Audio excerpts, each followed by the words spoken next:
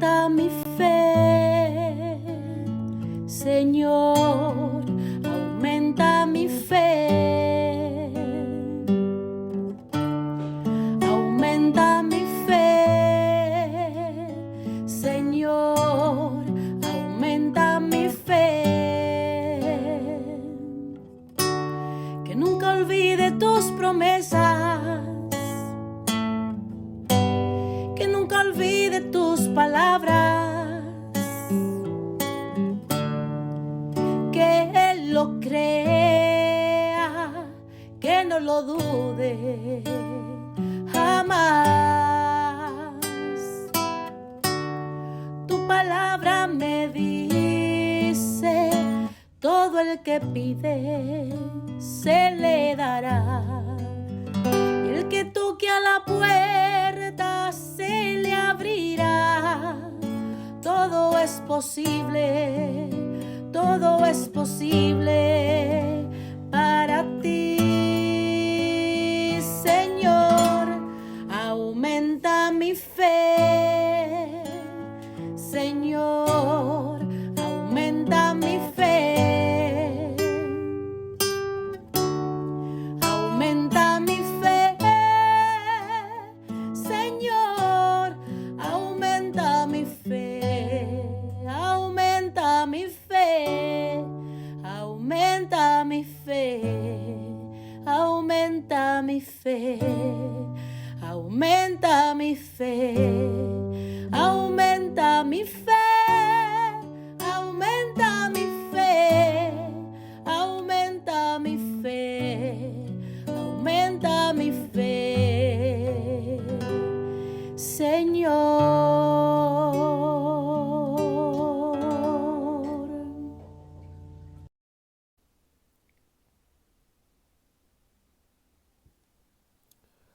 Saludos en este glorioso día y bendiciones a los reales creyentes que escuchan Jesús y María Radio, que están sedientos de la palabra de Dios.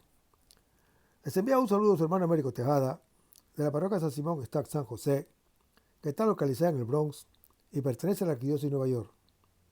Estamos aquí todos los lunes de 5 a 6 p.m., hora de Nueva York. En este segmento de estudio bíblico titulado Crece en tu fe, estamos estudiando el Evangelio según San Juan. Este Evangelio presenta la persona y el mensaje del Señor Jesús de un modo bastante diferente al de los Evangelios sinópticos, tanto en su contenido como en su lenguaje. Parece haber sido redactado en su forma actual a finales del primer siglo y puede haber sido en la ciudad de Éfeso o la ciudad de Antioquía. Este Evangelio se presenta esencialmente como una revelación de Jesús acerca de sí mismo. Jesús aparece siendo el Hijo, uno con el Padre Dios. Y no es raro que en varias ocasiones Jesús se proclame en forma absoluta, yo soy, atribuyéndose así el equivalente del nombre divino y situándose en el mismo nivel del Dios que es. Jesús es también el Hijo del Hombre, el Mesías, el Cristo, anunciado en la ley mosaica y por los profetas. Para completar esta visión del misterio de Jesús, es necesario aludir a su relación con el Espíritu de Dios, o sea, el Espíritu Santo, que tiene una estrecha relación con Jesús, que lo recibe, lo promete y lo entrega. En esta perspectiva, el Evangelio según San Juan es una revelación trinitaria. Estamos en el capítulo 15 del Evangelio según San Juan, donde el Señor Jesús nos dice, yo soy la vid y ustedes los sarmientos. Pero antes vamos a comenzar con una oración y le hacemos en nombre del Padre, del Hijo y del Espíritu Santo. Señor, que todo lo que hagamos este día inicie con tu bendición y termine con tu ayuda. Que todo lo que digamos este día sea motivado por tu amor e inspirado por tu gracia. Que nuestras obras de este día reciban tu inspiración y perduren en tu paz. Todas estas cosas para celestial te las pedimos en el luz y poderoso nombre de tu Hijo Jesús, que vive y reina en uno del Espíritu Santo, quien es Dios, por los siglos de los siglos. Amén. Los créditos de estudio bíblico son dados al Padre Silvano Fausti, a la Biblia de Jerusalén y a la hermana Evelyn Morán y su ministerio de música. A los hermanos y hermanas que viven en el Bronx, para invitarnos a nuestro ciclo de oración de la parroquia San Simón Stack San José, que está localizada en el 2191 Valentine Avenue, esquina calle 182, comenzando con la misa a las 7:30 p.m. todos los viernes por la noche. Decíamos que estábamos en el capítulo 15 del Evangelio según San Juan y decíamos que los capítulos 15 y 16 son una variante sobre el tema de los capítulos 13 y 14. El evangelista Juan, cuyo símbolo es el águila, vuela sobre el mismo lugar con círculos cada vez más elevados.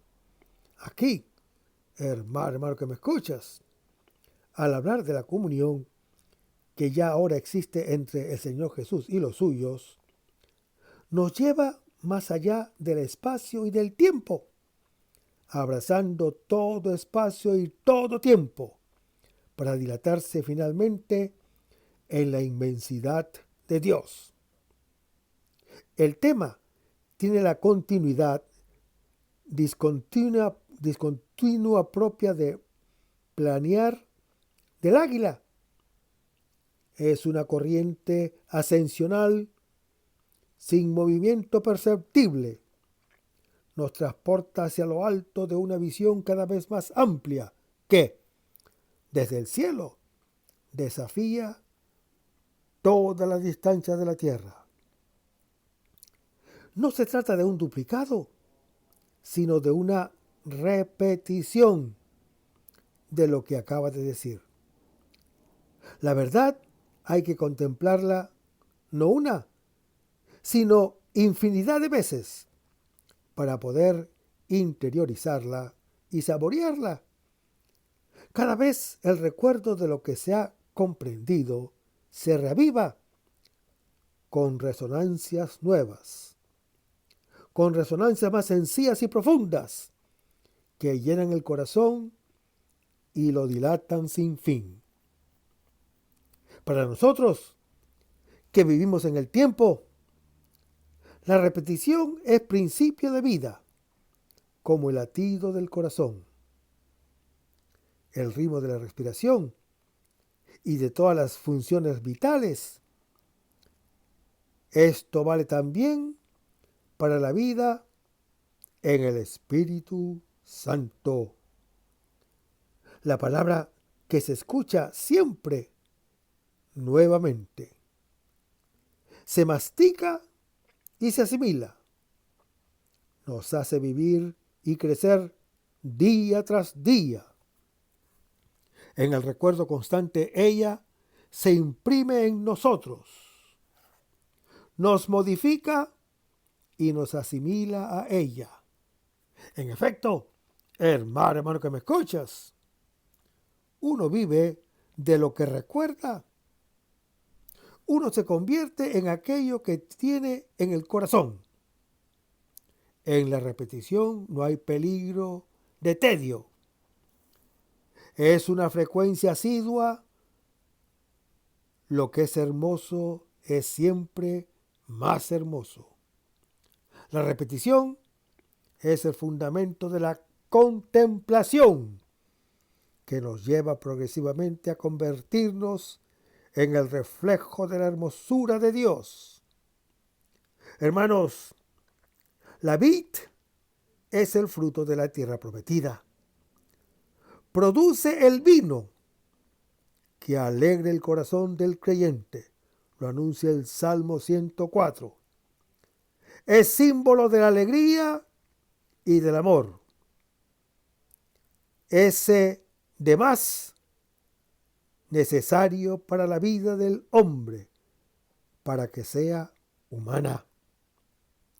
Recuerda el principio de las señales que el Señor Jesús cumplió en la boda de Caná, al renovar la alianza, como está descrito en Juan capítulo 2.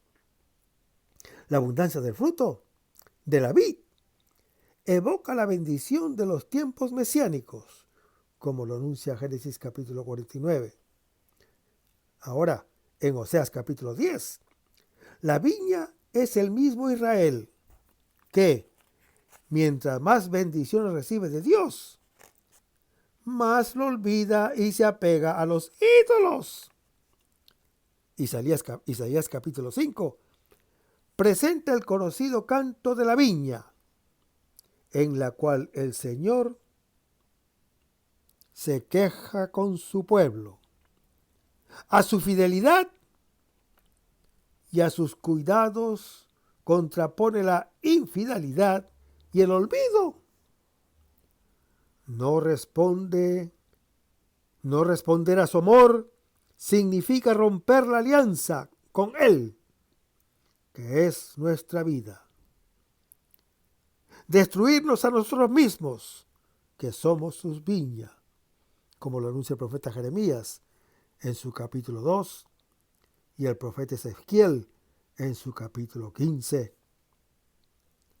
Pero Él sigue siendo fiel y, en definitiva,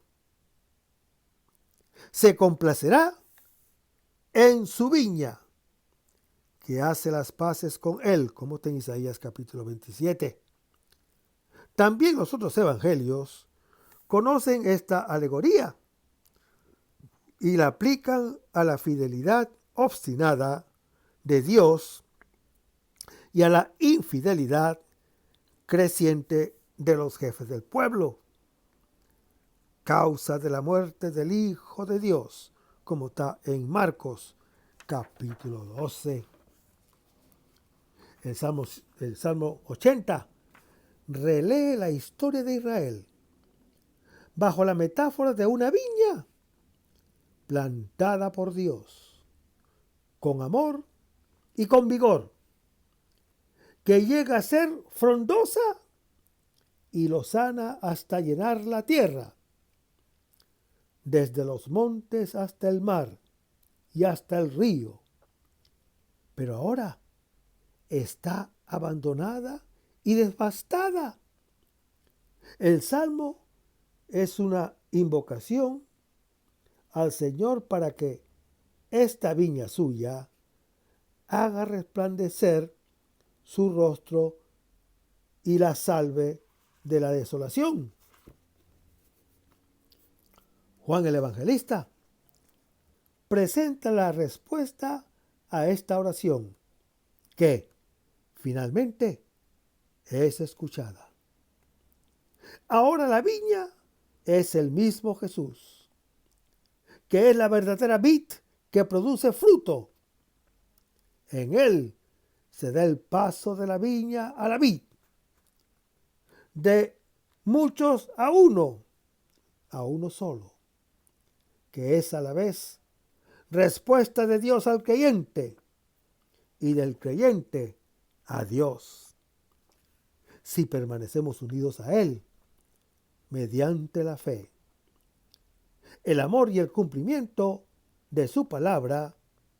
Según Juan capítulo 14, pasamos de la infidelidad a la felicidad, de la esterilidad a la fecundidad, del luto a la alegría.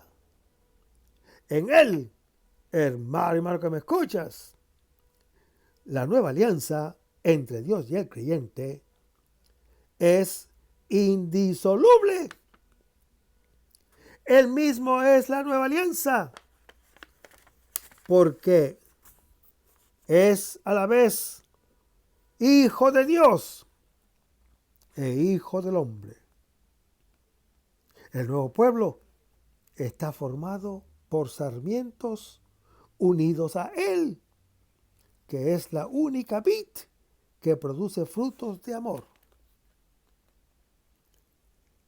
Después de la metáfora de Jesús vid y de la fecundidad de los sarmientos que moran en Él, se dice que morar en Él es cumplir su mandamiento, amarnos con su mismo amor. Es una instrucción clara al pueblo de la Alianza Nueva para que comprenda la novedad de vida a la cual es llamado y no caiga en la presunción ni en la infidelidad de antes. Lo anuncia el apóstol Pablo en su epístola a los Romanos, capítulo 11. Estas palabras, hermano que me escuchas, sirven para tranquilizar a los discípulos, pero también a amonestarlos para que permanezcan unidos a Él mediante el cumplimiento del mandamiento del amor, que es la raíz y el fruto de toda fecundidad. La palabra permanecer, usada por Juan el Evangelista, recuerda relaciones, recuerda afectos, recuerda amor. El creyente permanece donde tiene el corazón. Habita donde ama. Está como en su casa, en aquel a quien ama. Hermanos, en el Señor Jesús, Hijo del hombre e Hijo de Dios, también nosotros somos hijos que estamos en el seno del Padre. La unión con Dios no es un afecto vago, una especulación esotérica o una iluminación intelectual. Es vida concreta que se gasta en el amor a los hermanos. El amor se prueba con los hechos más que con los sentimientos y las palabras. Esta unión produce fruto, el fruto del amor, que nos hace amigos, partícipes de su alegría. El punto de llegada es la alegría, señal propia de la manifestación de Dios y cumplimiento de los deseos del creyente. Estas palabras del Señor Jesús nos hacen ver y contemplar nuestra relación con Él y con el Padre. Se han de recordar continuamente para vivir cada vez más de Él, como Él vive del Padre. Hermanos, el Señor Jesús es la vid verdadera que produce el fruto que se desea. Él vive totalmente el amor de Dios hacia el creyente y el amor del creyente hacia Dios. La iglesia, hermano que me escuchas, como sarmientos unidos a esta única vid, produce el mismo fruto. En el amor concreto, vive la vida de Dios y participa en la plenitud de su alegría. Y en el versículo 1 se lee: yo soy la vid verdadera, dice el Señor Jesús.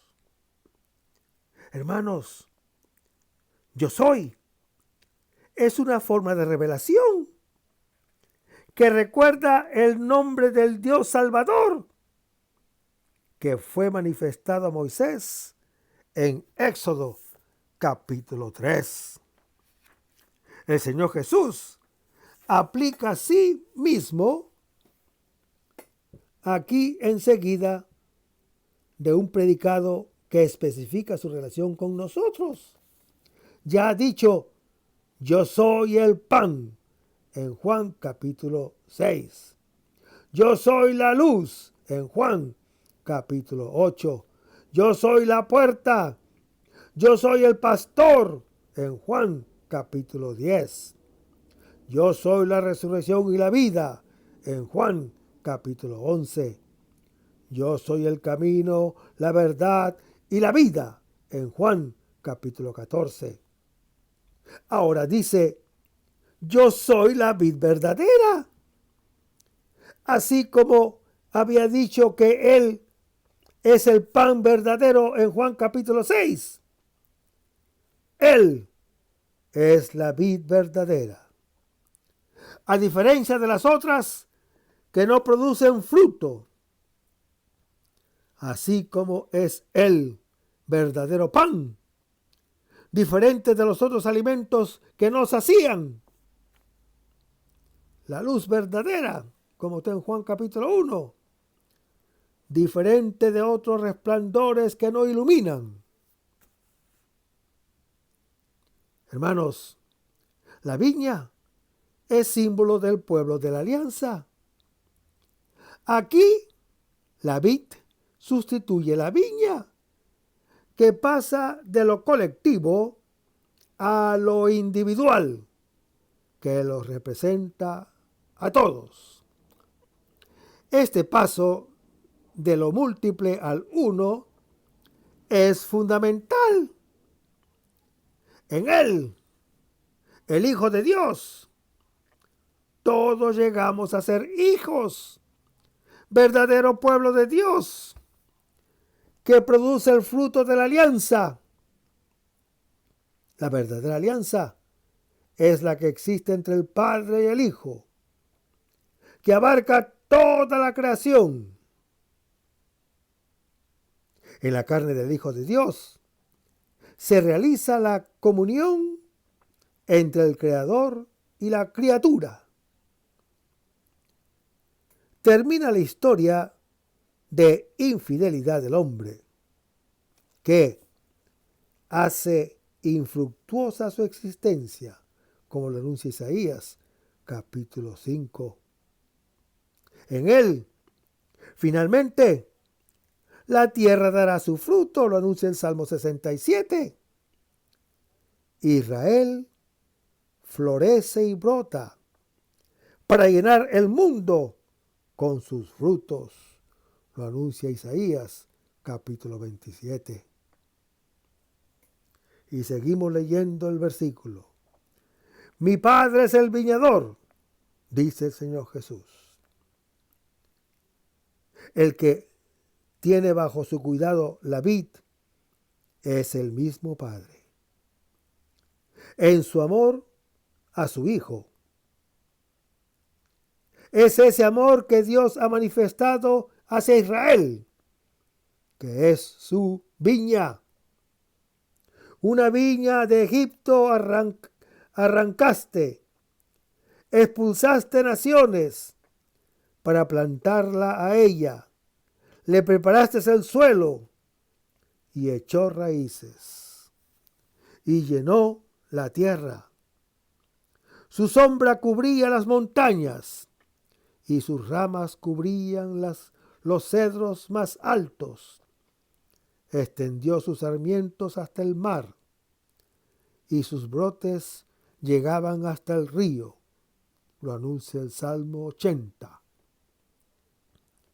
Pero esta prosperidad cesó por la infidelidad del pueblo. En el canto de la viña se dice que Dios tenía una viña en un fértil collado. Él la había cavado y despedrejado y la plantó de cepa exquisita. Había edificado una torre en medio de ella y además había excavado en ella un lagar. Pero ella no dio sino agraces. Es grande la desilusión de Dios.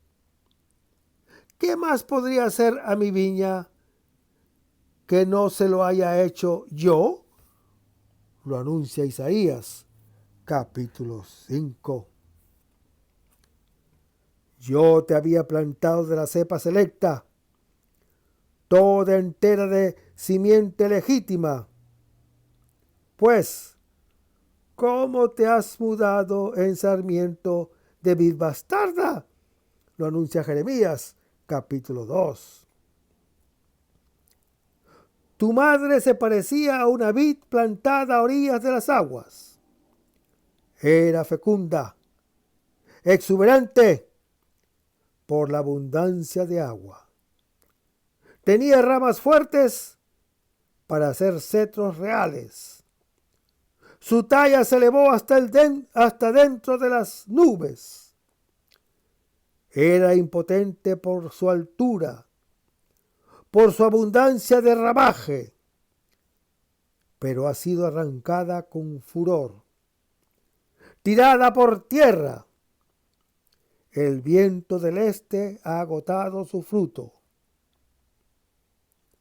Este es el lamento de Dios por su pueblo en Ezequiel capítulo 19, que lo abandonó a él, que es fuente de agua viva, para hacerse cisternas agrietadas que no retienen el agua, como lo anuncia el profeta Jeremías en su capítulo 2.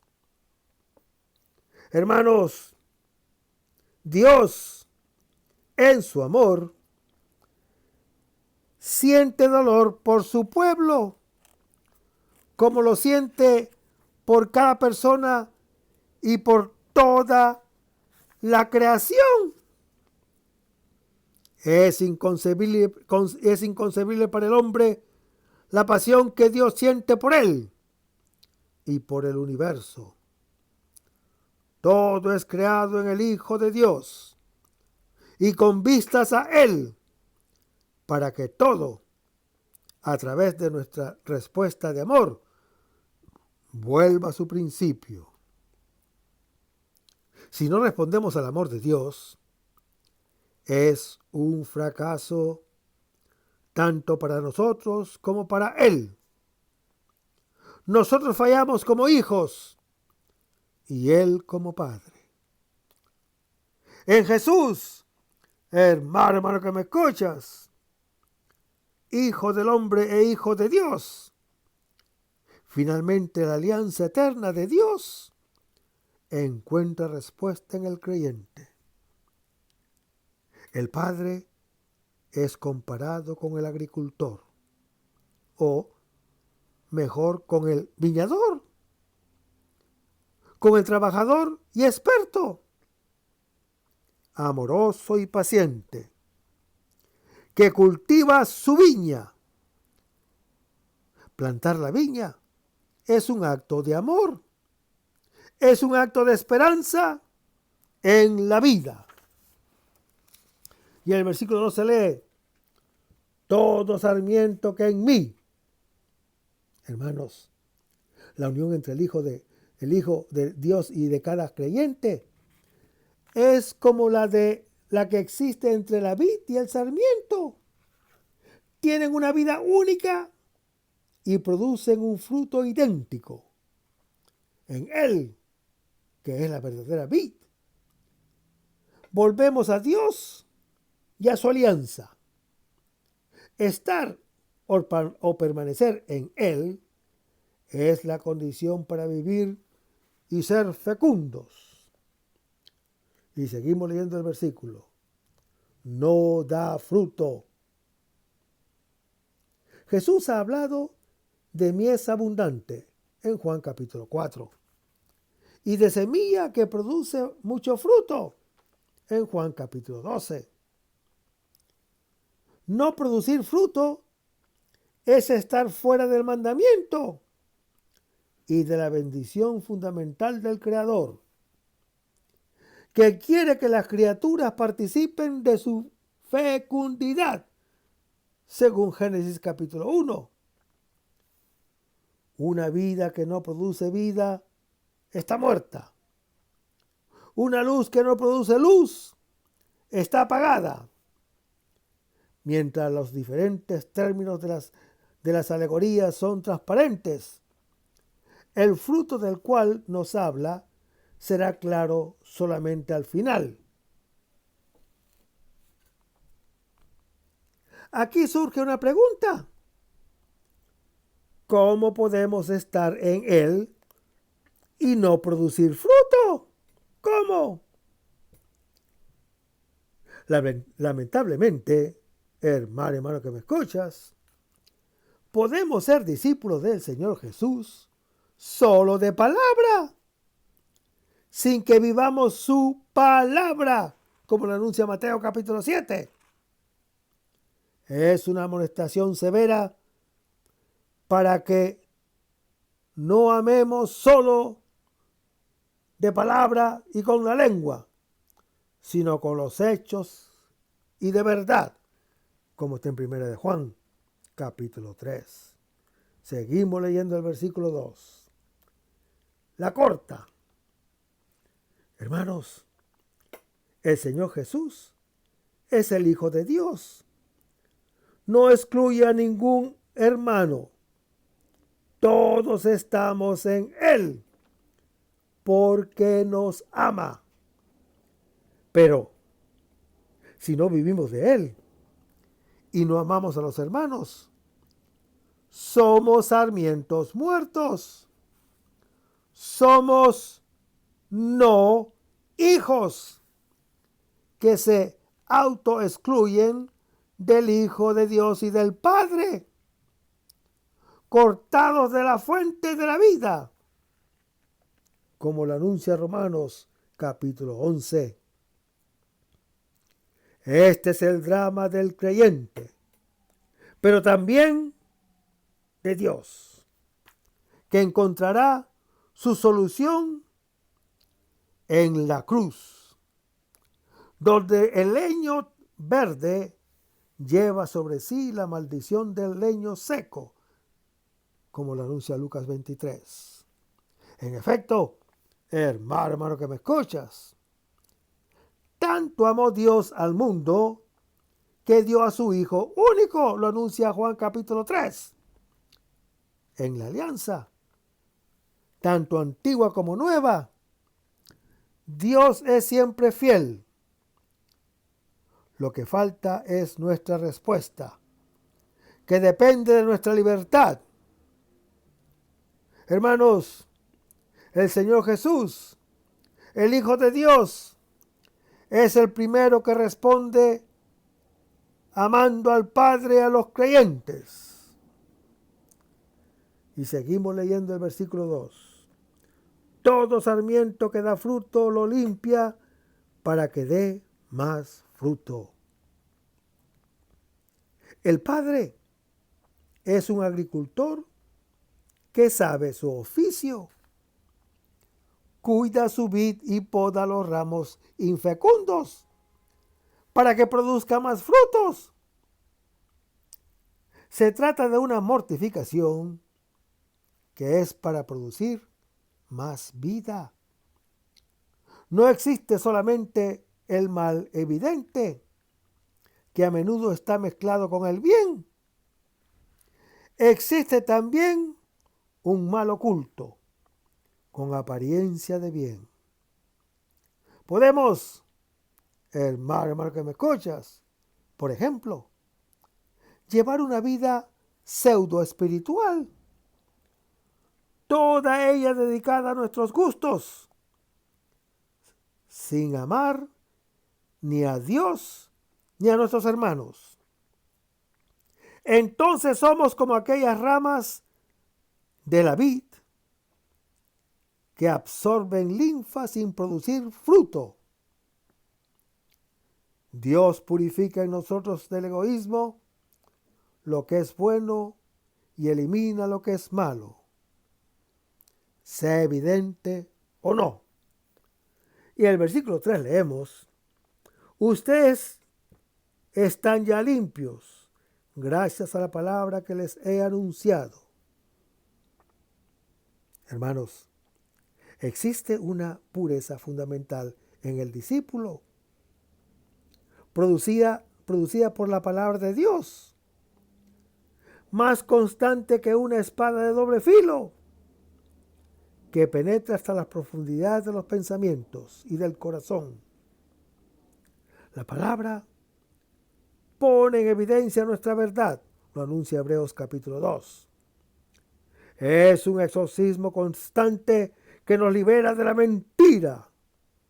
Por eso, hermano que me escuchas, el bautismo no consiste en quitar la suciedad del cuerpo, sino en pedir a Dios una buena conciencia por medio de la resurrección de Jesucristo.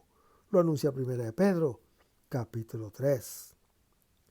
El bautismo cristiano no se realiza solamente en el agua, sino también en el Espíritu Santo. La palabra del Señor es espíritu y vida, lo anuncia Juan capítulo 6. Nos comunica el Espíritu Santo, la vida del Hijo. El bautismo en Cristo, hermano que me escuchas, es ante todo una inmersión en su palabra, que nos lo hace conocer y amar. Ella nos lleva a podar nuestros egoísmos, a romper con el mundo y a asimilarnos a Él. Y el versículo 4 se lee: permanezcan en mí. Es el imperativo. El Señor nos suplica que seamos sarmientos unidos a la vid. Permanecemos en Él si permanecemos en el amor que Él nos tiene a nosotros, que es fuente de nuestro amor recíproco. Hermanos, amar al Señor Jesús y cumplir su voluntad es un acto de nuestra libertad, que ninguno, ni siquiera Dios, puede hacer en lugar de nosotros. Y seguimos leyendo el versículo: como yo en ustedes.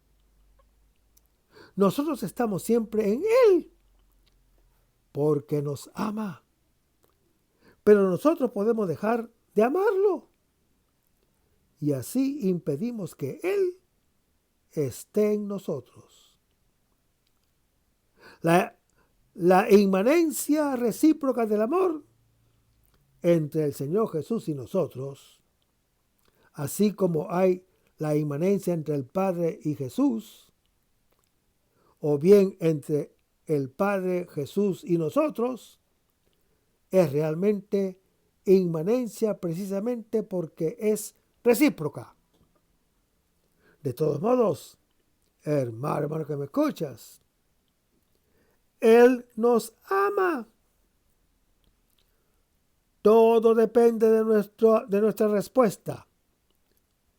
La expresión recuerda el discurso eucarístico de Cafarnaúm, cuando el Señor Jesús nos dice: el que come mi carne y bebe mi sangre, permanece en mí y yo en él.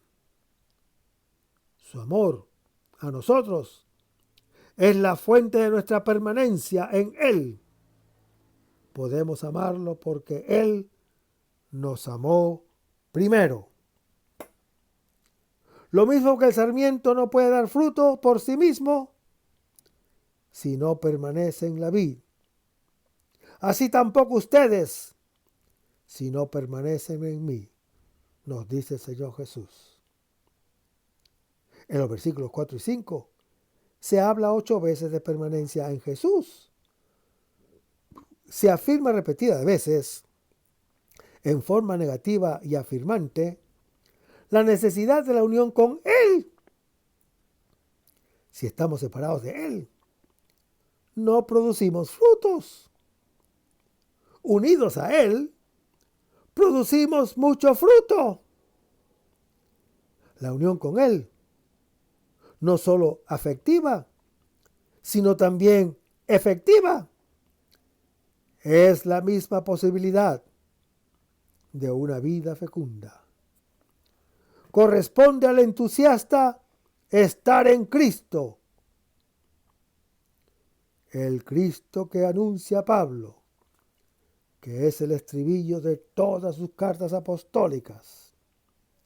Y en el versículo 5 se lee: el que permanece en mí y yo en él, ese da mucho fruto, porque separados de mí no pueden hacer nada. Hermanos, nuestra acción brota de lo que somos. Unidos al Hijo de Dios somos hijos y podemos dar fruto de amor fraterno, sobre todo en la acción apostólica. Nuestra unión con el Señor es determinante, lo anuncia Marcos capítulo 3. un gran maestro espiritual, dice que si uno no es contemplativo, es bueno dedicarse al apostolado solo por un tiempo breve y como un experimento. De lo contrario, se causa un daño a sí mismo y a los otros. La acción verdadera brota de la contemplación. Nace de un corazón que conoce y ama al Señor. Si uno no lo conoce, se equivoca al hacer el bien. Si uno no lo ama, le falta la fuerza para hacerlo. Hermanos, aquí Juan el Evangelista está hablando de nuestra vida en el Espíritu, que es indispensable para glorificar y testimoniar al mundo el amor del Padre y del Hijo. La unión con el Señor Jesús no es simple abandono extático, sino vida concreta que produce sus propios o sus mismos frutos. La mística del amor y la mística del servicio son inseparables. La eficacia del servicio nace de la misma fuerza de la unión con Jesús. Y el versículo 6 se lee: si alguno no permanece en mí, es arrojado fuera y se seca. Luego los recogen, los echan al fuego, como también lo anuncia Mateo capítulo 7. Hermanos, no permanecer en Él, que es la vida de todo cuanto existe, equivale a estar ya muertos. Tal vez Juan el Evangelista piensa en el pecado que es de muerte, en la apostasía, como está en 1 Juan capítulo 5. Aquí, la advertencia, que es más general, se dirige a los discípulos para que permanezcan en Él, en su amor, para que Él permanezca en ellos. De lo contrario, toda actividad de ellos es paja que será quemada, como lo anuncia el apóstol Pablo en su primera epístola a los Corintios, capítulo 3. Y el versículo 7 se lee: permanecen en mí y mis palabras permanecen en ustedes. Hermanos, ahora el Señor Jesús especifica: permanecer en Él significa que sus palabras permanecen en nosotros. Su palabra que nos purifica ahora se indica en plural. Sus palabras. No es suficiente aceptar al Señor Jesús como persona. Es necesario aceptar también su mensaje, con todo lo que Él dijo, sin descuentos. Acoger a una persona quiere decir concretamente aceptar su mundo, aceptar su historia, permanecer en Él, aceptarlo y amarlo. Significa tener su mismo modo de pensar y de obrar. Hermanos, no se trata de un moralismo, un amor que no se traduce en comportamiento. Si eso ocurre, es falso. Se ama con los hechos y en la verdad, lo anuncia 1 Juan capítulo 3. El amor se convierte necesariamente en compromiso moral. Todo de valorar y de vivir, o modo de valorar y de vivir. Y seguimos leyendo el versículo: pidan lo que quieran y lo conseguirán. Hermanos, si permanecemos en Él y sus palabras permanecen en nosotros. Estamos en sintonía con Él y queremos lo que Él quiere. Por eso acontece lo que queremos. Pero es importante pedir lo que queremos. Un don se puede regalar tan solo al que lo desea. Sin embargo, hermano que me escuchas, un don que no se puede pretender debe desearse para abrir el corazón y acogerlo.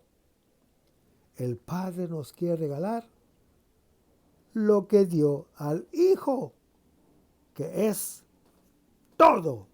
Lo anuncia Juan, capítulo 3.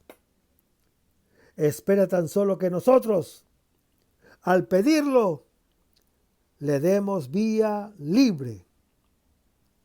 La oración es una petición que se hace al que puede y quiere escucharnos. Expresa nuestro sí al don. Sin nuestro sentimiento, Dios no nos puede dar su amor como un don, porque el amor necesariamente es libre.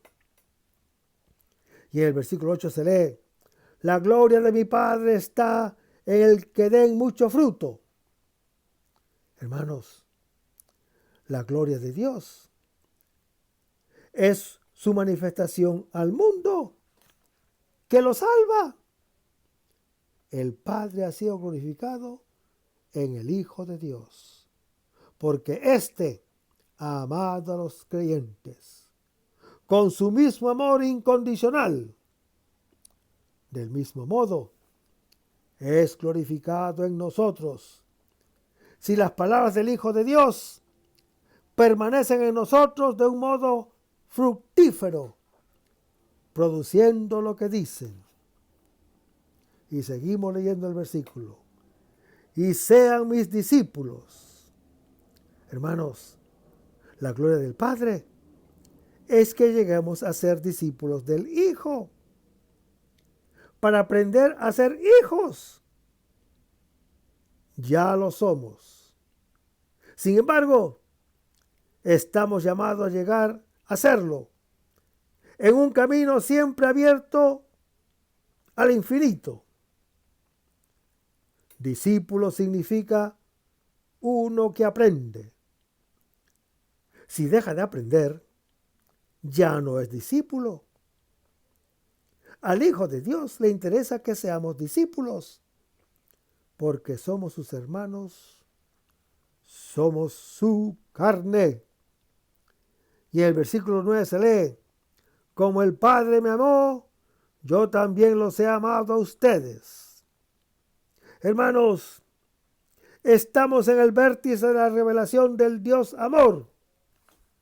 El amor único total que el Padre le tiene al Hijo es el mismo que el Hijo tiene hacia nosotros, que somos sus creyentes. En el amor del Señor Jesús vemos el amor extremo de Dios hacia nosotros.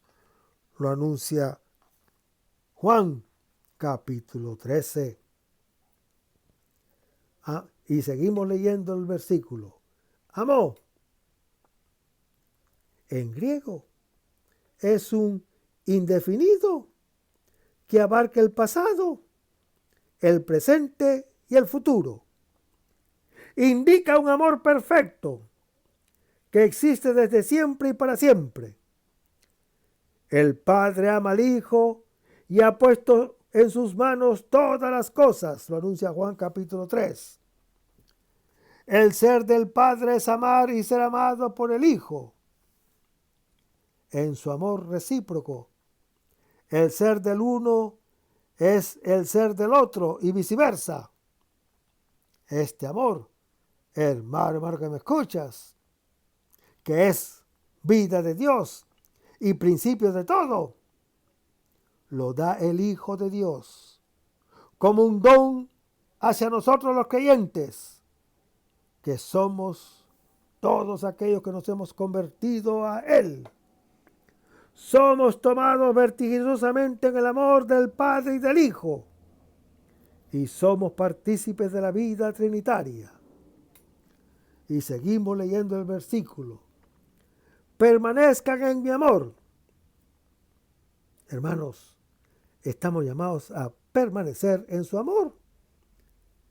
El que nos tiene a nosotros, que es el mismo que el Padre tiene hacia Él y hacia nosotros, como lo anuncia Juan, capítulo 17. Esta es nuestra verdadera casa, donde podemos vivir y volver a encontrar nuestra identidad como hijos y como creyentes. El amor único entre el Padre y el Hijo circula también en nosotros y nos hace permanecer en el Hijo de Dios, al igual que el Hijo en el Padre. El permanecer en su amor nos hace llegar a ser hijos de Dios, como lo anuncia Juan, capítulo 1. Nos hace capaces de dar fruto. Nos hace capaces de amar a los hermanos con su mismo amor. Si permanecemos en su amor, somos realmente divinizados. Lo anuncia 1 Juan, capítulo 3. Porque el amor es comunicación de lo que uno tiene y de lo que uno es. El discípulo al que Jesús amaba es modelo de todo creyente. Permanece en su amor, reclinado sobre su pecho, según Juan capítulo 13, hasta estar a los pies de la cruz y hasta escrutar en su costado traspasado, como lo anuncia Juan capítulo 19. Y el versículo 10 se lee: si guardan mis mandamientos, permanecerán en mi amor. Hermanos, Jesús declara explícitamente que para permanecer en su amor es necesario que no solo sus palabras permanezcan en nosotros, sino que observemos sus mandamientos. Estos mandamientos, que nos harán caminar como Él caminó, son en realidad un mandamiento único. Así como su palabra es única y múltiple, también sus mandamientos son múltiples y son uno. Es el mandamiento del amor, que mueve y ordena cada una de nuestras acciones. El que no ama no permanece en el amor. Permanecer en su amor para nosotros significa, concretamente, amar como Él ama. Seguimos leyendo el versículo. Como yo he guardado los mandamientos de mi Padre y permanezco en su amor, hermanos, nosotros podemos amar porque Él nos amó primero. Podemos cumplir su mandamiento porque Él cumplió el mandamiento del Padre, que lo envió a testimoniarnos su amor hacia nosotros. Lo anuncia Juan, capítulo 3. Jesús es el primer hombre que permanece en el amor del Padre. Es el Hijo de Dios que cumple su voluntad porque ama a los creyentes. También nosotros permanecemos en Él. Permanecemos en su amor si nos amamos como Él nos ha amado. La confirmación de que estamos en su amor nos viene de una vida conforme a la suya. El aspecto ético quita toda ambigüedad al amor.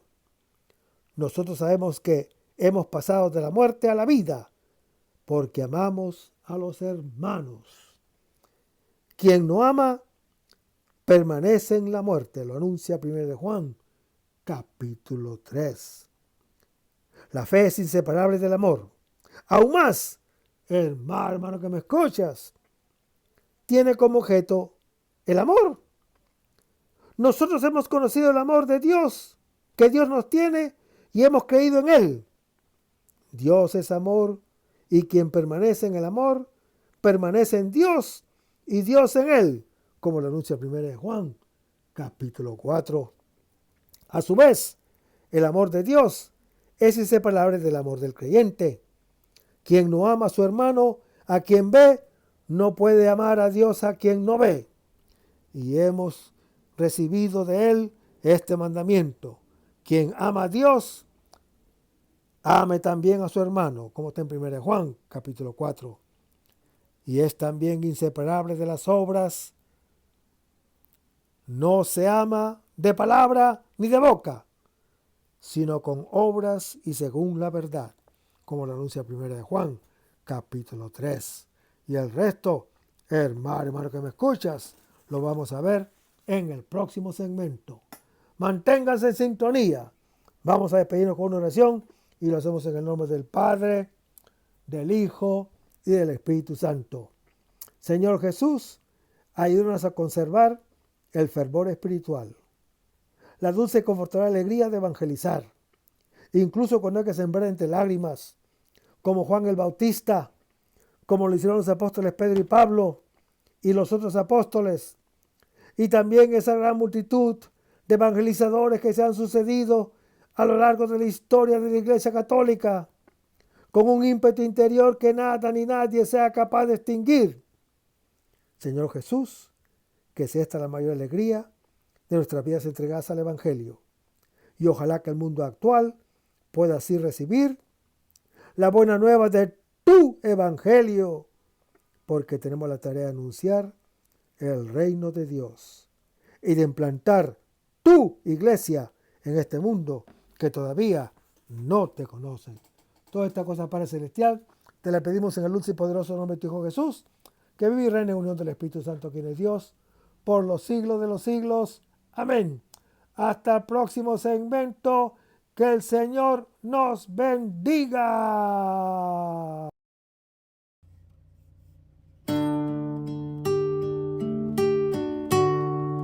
Aumenta mi fe, Señor, aumenta mi fe. Aumenta mi fe, Señor, aumenta mi fe. Que nunca olvide tus promesas, que nunca olvide tus palabras, que Él lo crea, que no lo dude jamás. Tu palabra me dice: todo el que pide se le dará, y el que toque a la puerta se le abrirá. Todo es posible, todo es posible para ti, Señor. Aumenta mi fe, Señor, aumenta mi fe. Aumenta mi fe, Señor, aumenta mi fe. Aumenta mi fe, aumenta mi fe, aumenta mi fe, aumenta mi fe.